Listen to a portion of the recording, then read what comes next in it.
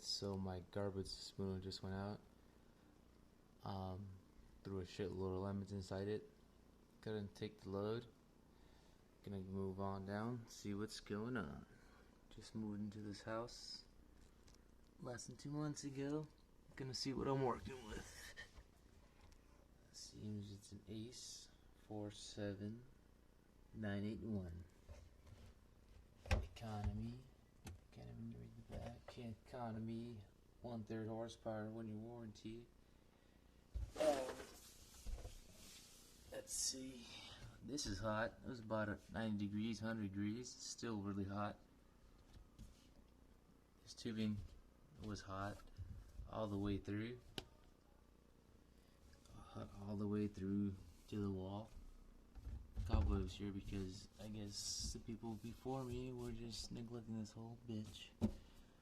But I don't know what the fuck to do. Give me feedback, a comment. Please help me. I don't know if it's a short, if it's a circuit, what it is. Help me before my wife comes home. Thank you. Bye.